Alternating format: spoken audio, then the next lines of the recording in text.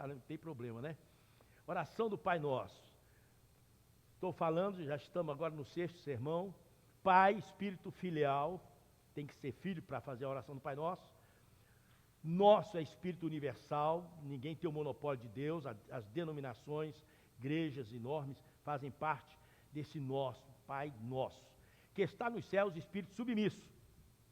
Então, Ele está nos céus, preguei sobre isso quando comecei a pregar a oração do Pai Nosso. Quinta-feira eu fui obrigado, porque nós entramos no capítulo 4 e 5 de Apocalipse, tive que pregar novamente onde é que é o céu de Deus, onde é que é o nosso céu, para onde nós vamos, e preguei isso com clareza, com firmeza, com o conhecimento que o Senhor tem me dado. Pai nosso que está nos céus, Espírito submisso, está santificado, Espírito reverente, santidade de Deus, santificado, nós estamos santificando o nome de Deus, e o contrário de santificado é profanar o nome de Deus. Com os nossos pecados, com a nossa boca, com os nossos erros, nós profanamos o nome de Deus. Santificado seja o teu nome, Espírito de confissão, falamos no sábado passado. Seja o teu nome, nós estamos confessando o nome do Senhor. Preguei aqui sobre o valor de confessarmos com a boca, crer no coração e confessarmos com a nossa boca. Hoje, venha o teu reino, repita, venha o teu reino. Mais uma vez? Está fraco, mais uma vez? Venha o teu reino. Espírito missionário, nós estamos na oração do Pai Nosso, orando, venha o teu reino. O que nós mais queremos é que o reino de Deus venha sobre a terra. Vamos orar. Obrigado, Senhor, por esta palavra, pela oração do Pai Nosso, aquilo que nós já temos caminhado e vamos caminhar até o final dessa oração, e hoje pedimos para que o Senhor nos fale, nos edifique através dessa frase, venha o teu reino. Que assim seja. Oramos em nome de Jesus. Amém. Amém, amados? Fiquei impressionado para fazer o esboço aqui, e eu passo assim a semana toda pensando no assunto, escrevendo, lendo. Eu passo a semana toda pensando no assunto que eu vou falar no sábado. E sábado e domingo. Aí eu estava olhando, lendo a Bíblia, irmãos, como o Novo Testamento fala sobre o reino. Quem tem chave bíblica você tem os textos. Reino, você procura, tem todas as palavras, todos os textos que tem a palavra reino. Aí eu peguei a chave bíblica, falei, deixa eu dar uma olhada. Aí eu falei, é muito reino. E o Novo Testamento fala muito sobre o reino, porque existe o reino de Deus e o reino do diabo, o reino das trevas. A Bíblia fala, ele nos transportou do reino das trevas para o reino da luz. Então, por isso, tem muito reino no Novo Testamento. Aí fala assim, trevas, o evangelho do reino, também é chamado, o evangelho de Jesus, é chamado o evangelho do reino. Também, reinar no milênio. Milênio nós iremos reinar com o Senhor. E a Bíblia fala, que eu vou ler daqui a pouco, se nós sofrermos com Ele também nós reinaremos. A Bíblia está cheia de reino, reino, reino, reino. E a oração do Pai Nosso está dizendo, venha o teu reino. Nós queremos que o reino do Senhor venha. Aí eu fiz uma divisão. O reino invisível e o reino visível. Por exemplo, em Atos capítulo 3, não precisa ler, eu vou citar, você sabe. Quando Pedro e João iam para o templo na hora da oração e tinham um aleijado na porta do templo pedindo esmola. E ele pediu, dá-me uma esmola. Pedro e João parou diante do aleijado. O que é que Pedro e João falou para o aleijado? Primeiro, o que ele diz? Mas antes, olha para nós. Essa é a frase. Olha para nós. Por que Pedro e João falou, olha para nós? Falou assim, olha aqui, nós não temos nenhuma aparência de reino. Olha para nós. Agora eu digo, olha para o seu irmão aí para trás, olha aí do lado aí. Olha para o seu irmão, olha aí, olha para mim. Olha aí para o Mário Silva, olha para o Manuel, Luana. Nós temos aparência que estamos no reino. Nós não temos aparência. O templo, olha o templo, é bonitinho. O templo aqui é arrumadinho, bonitinho, do tamanho que a gente precisava. Tudo arrumadinho. Mas isso aqui parece um reino. Porque hoje em dia, o povo está tão acostumado com o negócio de reino, de glória, de poder, e para parecer que é realmente abençoado por Deus, a igreja romana é cheia de ouro. Lá em Sabará, para quem conhece, eu morei em Santa Luzia, 1 hora de Belo Horizonte, Santa Luzia, 1 hora de Sabará. Sabará é cheio de templos católicos, uma cidade pequena, muito bonita por sinal, mas cheio de templos. Aí, quando eu ia lá, preguei várias vezes em Sabará, eu entrava no templo, porque eu nunca fui católico, então essas coisas assim me chamavam a atenção, e me chama. Eu entrei no templo. Tem templo lá, uns 2 ou 3 templos, de vez em quando passa isso no documentário da televisão. Irmãos, é ouro do pé até a cabeça, tudo cheio de ouro, tudo amarelinho. É impressionante. Chega a ficar escuro, porque o ouro começa a ficar meio fosco, aí o tempo fica meio escuro. Aí um dia eu estava assim, eu botei a mão assim na parede, não tinha ninguém dentro, eu botei a mão assim, eu falei, deixa eu ver se isso aqui é ouro mesmo. E não saiu, é madeira e ouro na madeira. Fiz assim, o ouro saiu. Falei, misericórdia, quanto que eles gastaram para fazer isso aqui? Então a aparência da igreja romana, ouro, para parecer que é o reino de Deus, glória de Deus, a casa de Deus. Só que nós, os evangélicos, nós estamos ficando para trás agora. Os evangélicos agora estão começando, o Bispo Macedo é um, Igreja Assembleia de Deus é outro. As igrejas faz templo, o Bispo Macedo, aquele templo de Salomão, tem ouro, para tudo quanto é lado. Sabe, outros templos aí, cheios de mármore, cheio de coisa. Essa ostentação de templo, queridos, para mim não me faz bem. Eu gosto mais da simplicidade. Gosto mais de um salão, isso aqui, porque Deus nos deu assim, de mão beijada. Mas no Brasil, gostava de alugar salão, fazer um culto no salão. Nem parece que é igreja, mas é igreja. Porque a igreja não é o templo, a igreja somos nós. O templo do Espírito Santo não é a pedra, não é o ouro, não. O templo do Espírito Santo somos nós, amém ou não? Então o reino, Pedro e João disse assim, ó, o irmão Mário citou, olha para nós. Aí o cego olhou, e a Bíblia diz que ele olhou esperando receber alguma coisa. Olha para nós, o aleijado olhou. Aí o Pedro e João disseram assim, olha para nós.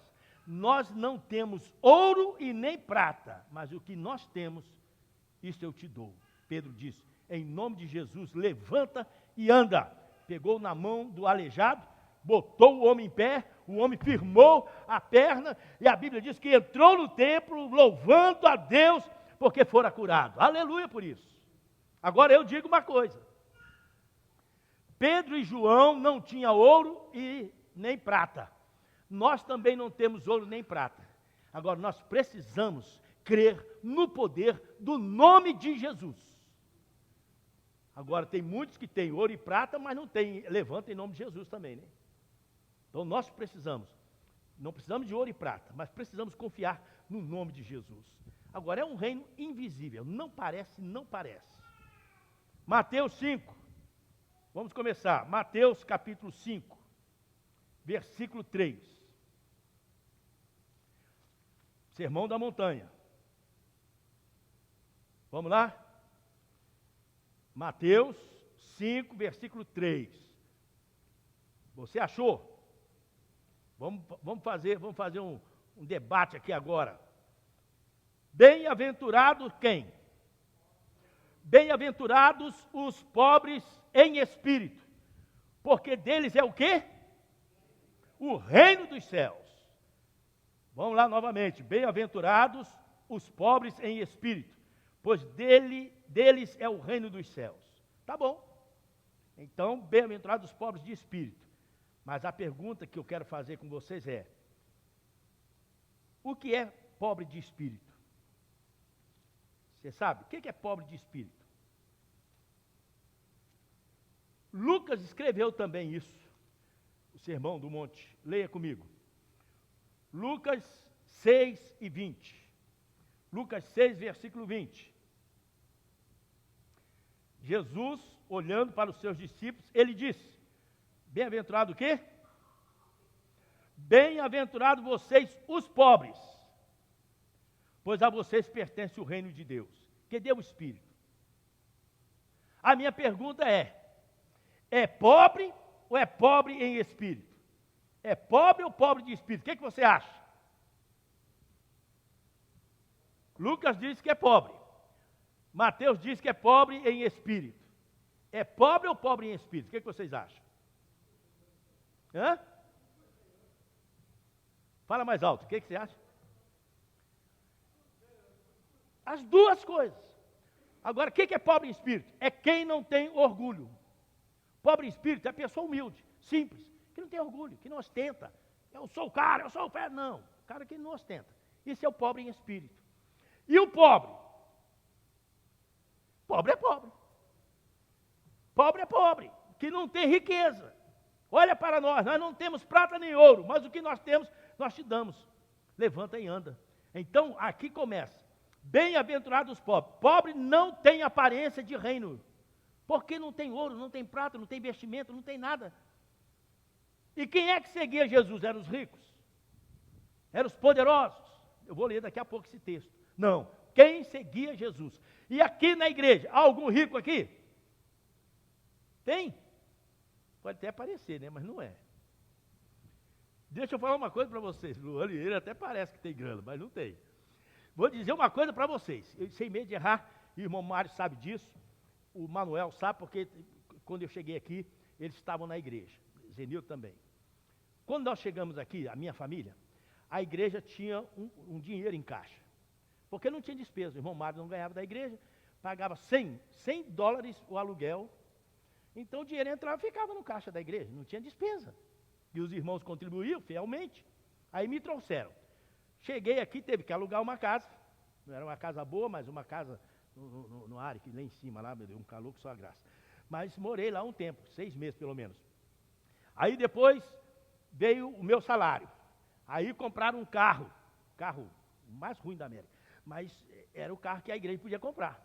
E durou, hein? E aquele carro, eu tinha um luxo com aquele carro, durou muito tempo. Só que ele era meio rosa, né? Então o pessoal rosa, pastor, cuidado, eu falei, só a graça. Mas aí, caminhei. O caixa da igreja foi saindo e não entrava. Chegou zerar. O irmão João era o tesoureiro. Zerou o caixa. Sabe o que é zerar o caixa? Aí o irmão João reuniu a diretoria, mas disse para mim antes, pastor, a coisa está complicada. Nós não sabemos o que é que nós vamos fazer para a oferta, para o dízimo, e o pessoal não vai poder pagar o irmão e tal. Eu falei, querido, não esquenta com salário comigo. Nunca tive problema com salário, exigir de igreja. Não esquenta. A igreja, eu vim para cá porque Deus mandou, a igreja vai continuar. Agora eu falei para o irmão João e falei para a igreja. 3 coisas têm que acontecer para essa igreja andar. Primeiro, tem que entrar alguém, se converter, alguém rico, para dar dinheiro para essa igreja. Se entra alguém rico aí, dá um dízimo bom, de 1.000 por semana, aí a igreja deslancha. Ou o pastor, não passar fome, eu não vou passar. Aí se não tem comida, não tem nada, não tem casa, não tem nada, eu tenho que ir embora. Ou o pastor vai embora. Terceiro, ou Deus vai fazer um milagre e a igreja vai continuar. Entrou alguém rico?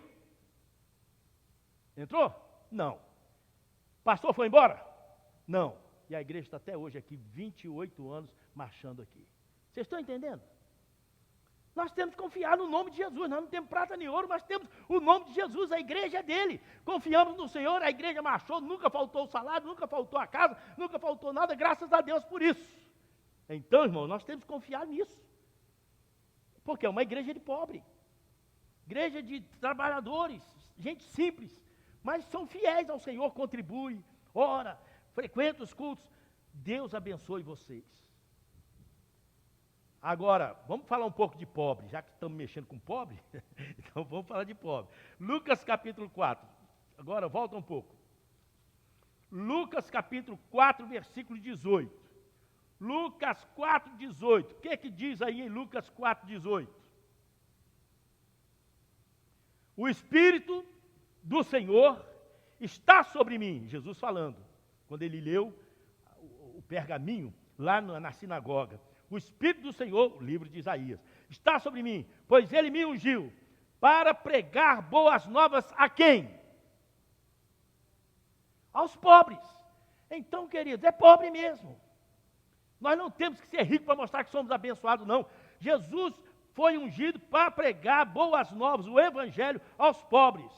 Ele me enviou para proclamar liberdade aos presos, a recuperação da vista aos cegos, para libertar os oprimidos e proclamar o ano da graça do Senhor. E Jesus fechou o livro. Jesus foi ungido para pregar para pobre. E a igreja, a nossa igreja, eu fui chamado para pregar para pobre. Prego para rico também, já preguei também. Ganhei um cara rico lá em Campinas, ele era do Mato Grosso do Sul. Cara rico, dono de petróleo, fazendas e tudo. Caiu na graça na igreja, entrou em contato comigo, fui pregando, o cara se converteu, a mulher batizei, uma bênção. Contribuía, me emprestou o carro uma vez, o carro, uma Saveiro parece, novinha, me emprestou para ficar comigo. Eu ia viajar para Teresópolis. Falei, esse homem tem grana demais da conta. Nos levou para ir lá na casa dele, ficamos lá em Bonito. Vocês já viram falar em Bonito? É bonito mesmo, água clarinha, coisa linda. Passamos lá, mas aí eu falei, que luxo, hein?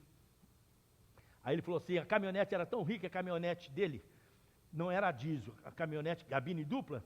Ele falou, pastor, para mostrar que tem dinheiro, aí meu pai faz isso, meus irmãos, e eu também não era crente também, tem que ser a gasolina.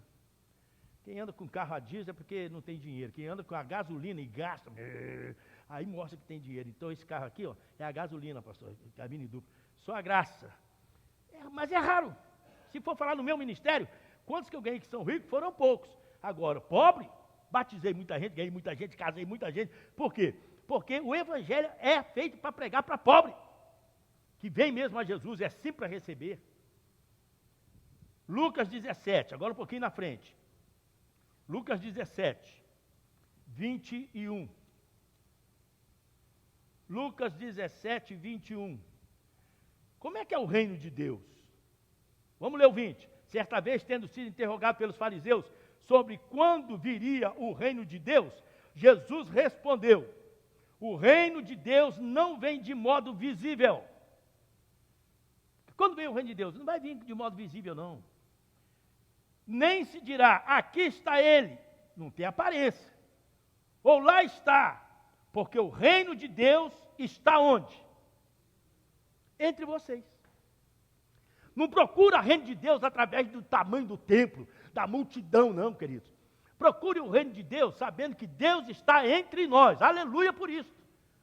Se nós temos o templo cheio, o Senhor está presente. Se nós temos o templo agora com a Covid, piorou, vazio, o Senhor está conosco. Então, o templo de Deus somos nós. E a Bíblia, Jesus dizendo para os fariseus, não fica procurando, lá está ele, aqui está o reino de Deus, não. Porque o reino de Deus está entre vocês, não tem aparência, não tem. E Jesus está falando para os 12 apóstolos, os 12 discípulos que não tinham nada, pescadores, homens mal vestidos. E o Senhor está dizendo, o reino de Deus já está entre nós, está entre vocês. O reino de Deus não tem visibilidade, não. Atos, um pouquinho na frente, eu coloco em ordem assim para a gente não voltar aí, sempre para frente. Atos capítulo 14. Atos 14, versículo 22. Atos 14, 22. Fortalecendo os discípulos, encorajando-os a permanecer na fé, dizendo, olha só o que Paulo está dizendo para os irmãos, é necessário que passemos por muitas tribulações para entrarmos no reino de Deus. Tribulações para entrarmos no reino de Deus. Tribulação, parece que nós estamos sendo amaldiçoados. Não é não? Você passa por uma tribulação, tem crente que acha que é assim. Você está passando por uma tribulação, você está chorando, você está doente, isso é maldição. Queridos, não tem isso na Bíblia, não. É necessário que passemos por muitas tribulações para entrarmos no reino de Deus. Cristão sofre opressão do mundo. Aquilo que nós estávamos conversando hoje, sobre o mundo, é diferente. Nós não somos do mundo, nós estamos no mundo, mas não somos do mundo. Nós não gostamos do mundo. Aí o mundo rechaça, o mundo larga você, o mundo tira você da jogada. Tribulações, sem falar na perseguição, sem falar em lutas. Agora, passa por muitas tribulações para entrarmos no reino de Deus. Um pouquinho na frente. 1 aos Coríntios, capítulo 1. 1 aos Coríntios, capítulo 1, versículo 26. Isso aqui é tremendo, irmãos. Isso aqui é tremendo. Dando respaldo àquilo que eu estou falando. Venha o teu reino. O reino não tem, nós estamos na primeira parte. Reino invisível. 26. Irmãos, pensem no que vocês eram quando foram chamados. Paulo falando para a igreja. Poucos eram sábios, segundo os padrões humanos. Igreja não é lugar de gente que sabe intelectual, não. Igreja é de gente que vai ficar sábio depois de crente. Poucos eram sábios, segundo o padrão humano. Poucos eram poderosos. Poucos eram de nobre nascimento. Irmãos, a igreja não é para gente intelectualizada, não. Mas Deus escolheu o que para o mundo é loucura para envergonhar os sábios. Escolheu o que para o mundo é fraqueza para envergonhar o que é forte. Ele escolheu o que para o mundo é insignificante, desprezado e o que nada é para reduzir o nada o que é, a fim de que ninguém se vanglorie diante dele. E porém, por iniciativa dele que vocês estão em Cristo Jesus, o qual se tornou sabedoria de Deus para nós, isto é, justiça, santidade e redenção. Eu não tinha prestado atenção nesse texto, com esses 3 atributos do Senhor. Isto é, justiça, santidade e redenção. Para que, como está escrito, quem se gloriar, glorie-se no Senhor. Se nós temos que nos gloriar, nós vamos gloriar o quê? Você viu o nosso templo, aonde fica? Quando o Ed René esteve aqui, aí o Ed René, eu mostrei a cidade de Bethlehem para ele, o centro, antes de vir para o culto, peguei e falei, vou te mostrar a cidade de Belém para você conhecer. Aí mostrei, ele ficou encantado com a parte central ali de Bethlehem. Passei debaixo ali onde tem aquele córrego, a trilha de trem, passei ali também. Ele ficou assim, falou, numa cidade dessa aqui eu moraria, sem dúvida. Isso aqui é muito bonito. Eu falei, eu sei que é, por isso eu te trouxe aqui. Aí quando nós estávamos chegando aqui, entrou nessa rua aqui, na Broadway, quando nós entramos aí já começa a coisa a ficar feia. Aí ele falou, agora é feio. Eu falei, então, por isso, o evangelho é pregado aos pobres. Aqui eu estou pregando para os pobres. Ninguém vai procurar a igreja no melhor centro, não precisa disso, não. Deus nos deu isso aqui porque nós queremos pregar para pobre mesmo. Nós temos que parecer as casas, sabe, dos imigrantes, como é que fala, dos porto-riquenhos, dos portugueses, os trabalhadores da fábrica de aço que tinha aqui. É para esses. Então, Deus nos deu o templo no lugar de pobre. E eu não tenho nenhum problema com isso. Nenhum problema. E aí Paulo está escrevendo. Eram poderosos? Eram os nobres, de nobres nascimentos, de nome, de riqueza? Não, era gente fraca. E Deus salva a gente para confundir as pessoas. Por isso, quando a gente começa a falar, pregar para uma pessoa, a pessoa fica encabulada de saber como é que a gente sabe tanta coisa. Agora vamos trocar. Reino invisível, até agora não tem aparência. Vamos para o reino visível agora? Vamos. Agora eu volto um pouquinho, porque nós vamos começar agora com o reino visível. Mateus capítulo 24. Mateus 24, que é o texto que eu mais gosto para falar sobre a volta de Jesus no Novo Testamento, é Mateus 24. Mateus 24, versículo 14. Mateus 24, 14. O que diz aí o texto? O Evangelho, 14, o que diz? Este Evangelho do reino será pregado em todo o mundo, como testemunho a todas as nações, e então virá o fim. O Evangelho será pregado como testemunho em todas as nações, e então virá o fim. Espírito missionário, venha o teu reino. Nós estamos falando, o mundo precisa conhecer Jesus. Nós precisamos pregar para as pessoas. E aqui está, para mudar de aparência, o reino invisível, esse reino invisível vai ser trocado, ele vai virar visível.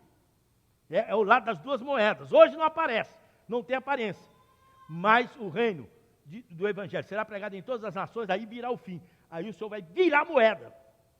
Cara ou coroa? Você escolhe. Agora o Senhor vai virar essa moeda. O invisível vai se tornar visível. Vamos ler Apocalipse? Apocalipse capítulo 19. Amo isso aqui também. Capítulo 19. Apocalipse 19, a palavra de Deus diz assim, ó. Depois disso, ouvi nos céus algo semelhante à voz de uma grande multidão que exclamava. Exclamava o quê, queridos? Aleluia. Mas aleluia, só a Marta falou. O que ele exclamava? Aleluia! A salvação, a glória e o poder pertencem ao nosso Deus, pois verdadeiros e justos são os seus juízos. Ele condenou a grande prostituta, que corrompia a terra com a sua prostituição. Ele cobrou dela o sangue dos seus servos. E mais uma vez, a multidão exclamou o quê? Aleluia! A fumaça que dela vem, sobe para todo sempre. Isso aqui é a grande prostituta, é a Babilônia. É a igreja romana com todas as suas ramificações de espiritismo, tudo. É a grande Babilônia. Os 24 anciãos e os 4 seres viventes, lembram disso lá no capítulo 4? 24 seres viventes, o céu, os seres viventes, prostraram-se e adoraram a Deus, que estava sentado no trono. Aleluia, está sempre no trono. E exclamaram o quê? Amém e aleluia.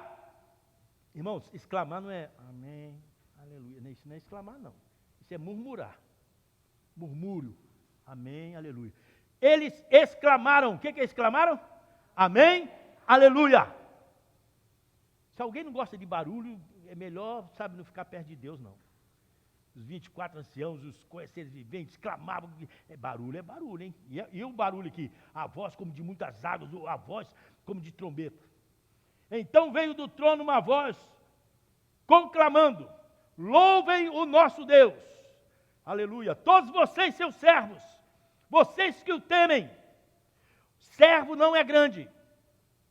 Se você é servo, você não é grande. Se você é grande, você não é servo. Mas como é que aparece aqui? Louve o nosso Deus, todos vocês, seus servos, vocês que o temem.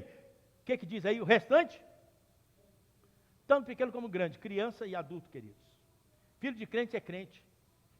Essas meninas estão vindo à igreja, nunca mais sai da mente, do coração dessas crianças, a igreja, a palavra de Deus. Vocês sabiam disso?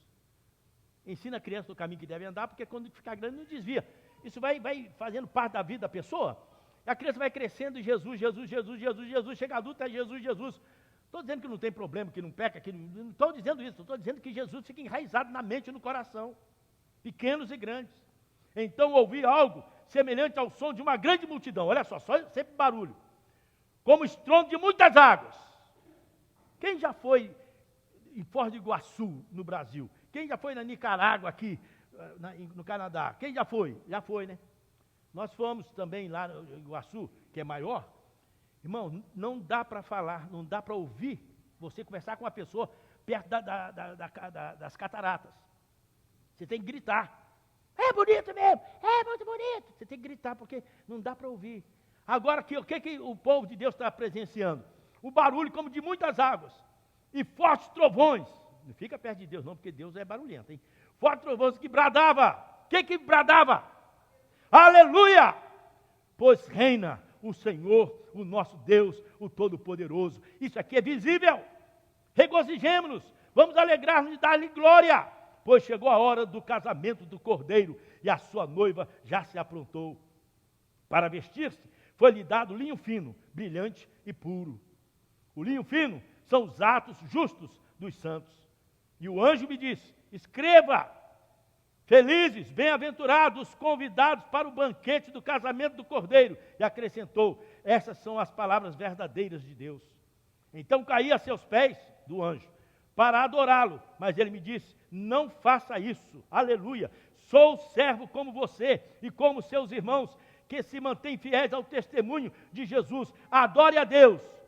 O testemunho de Jesus é o espírito de profecia. Deixa eu continuar. Viu os céus abertos. Esse João também está com muito. Ele viu lá no capítulo 4, ele viu o céu aberto. Sobe aqui, ele subiu. Viu os céus abertos. E diante de mim, um cavalo branco, cujo cavaleiro se chama, como que se chama? Fiel e verdadeiro. Aleluia, queridos. E é lindo demais. Lá no capítulo 4 fala de 4 cavalos. E tem um cavalo branco lá também. Mas aquele cavalo branco lá é o anticristo. O cavalo verdadeiro é esse aqui, ó, fiel e verdadeiro. Ele julga e guerreia com justiça.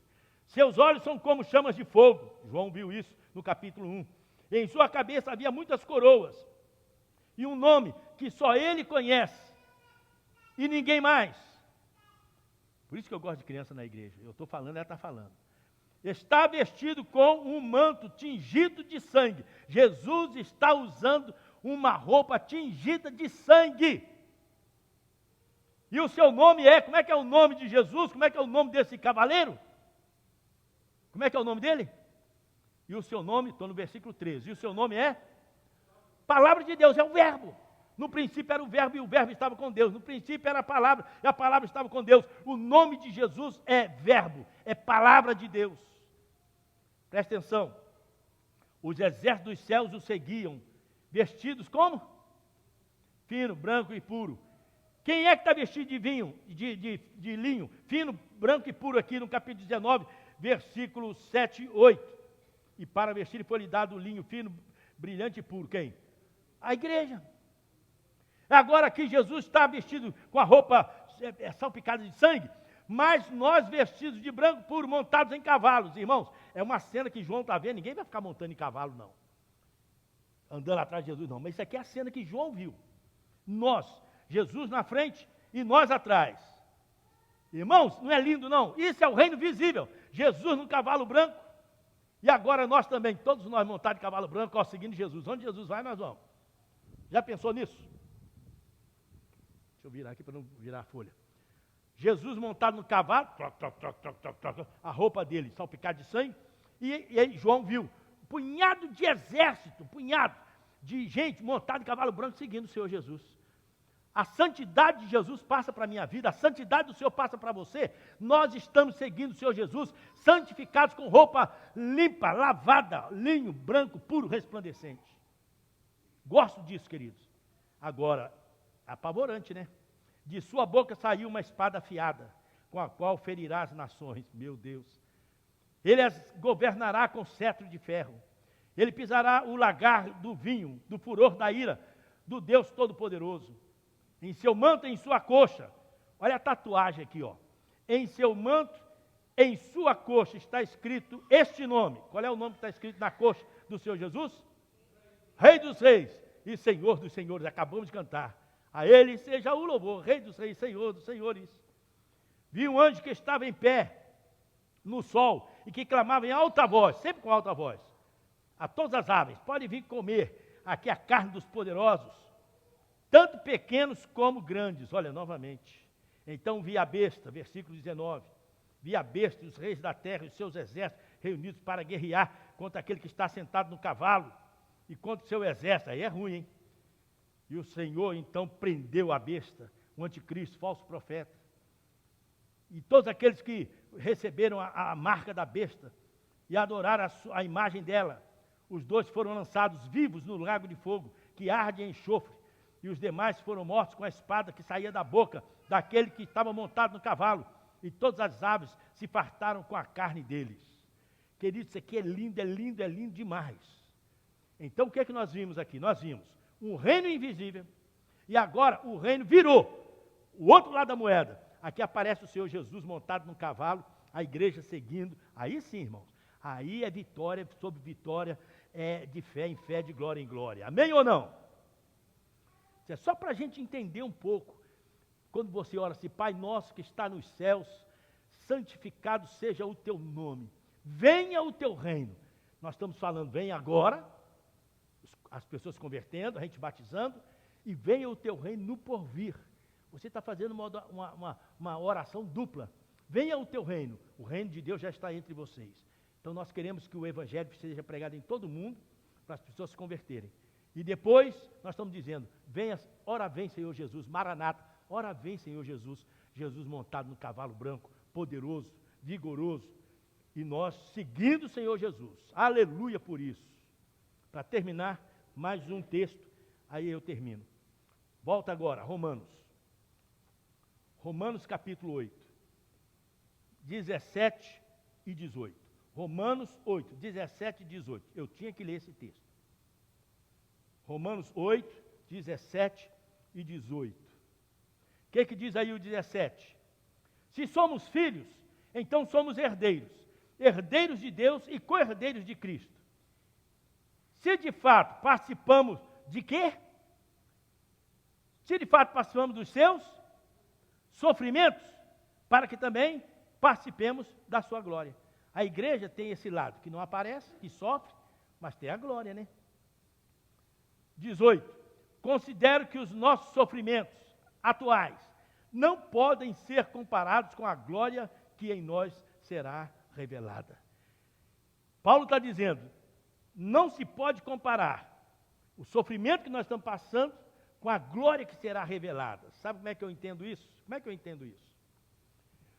De 1 a 1000, contagem, de 1 a 1000, sofrimento. De 1 a 1000. O nosso sofrimento de 1 a 1000 está na casa dos 100. Então, o relógio. Então, o sofrimento aqui na terra, quanto que é? Rapaz, de 1 a 1000, ele é 100. Já é demais, hein? Os apóstolos sofrendo, morrendo, decapitados, sabe, crucificado de cabeça para baixo. Então, é muito sofrimento. Agora, a glória, de 1 a 1000. 1000. Então, não pode comparar. O sofrimento é ruim, mas é 100 só. De 1 a 1000, 100. Agora, a glória que vai ser revelada, de 1 a 1000, é 1000. Então, não se pode comparar. A gente sofre aqui, os apóstolos sofreram, nós sofremos, mas quando Jesus voltar, a gente vai esquecer que a igreja sofreu, que a gente sofreu, a gente vai esquecer de tudo isso, porque a glória é muito grande, amém ou não? É lindo, é lindo, a palavra de Deus é linda demais. Vamos orar. Ó Deus, como é bom termos a Tua palavra em mãos, como é bom seguirmos a Tua palavra, e como é bom entendermos a Tua palavra. Esses dois lados da moeda, a igreja, que o reino já está na igreja, mas não tem aparência, o reino invisível. Mas chega o momento também do Senhor virar o lado da moeda e mostrar o reino visível. O Senhor Jesus montado em cavalo branco, poderoso, todo poderoso, com coroa, espada saindo da boca, mas nós também vestidos de linho fino, branco, puro, seguindo o Senhor Jesus em nossos cavalos. É o que nós estamos fazendo hoje. Jesus passou por aqui, sem pecado, e nós estamos vivendo aqui neste mundo, evitando, correndo do mundo, correndo do pecado, para adorarmos e seguirmos o Senhor Jesus. A Ele louvor e glória, hoje e sempre. Amém.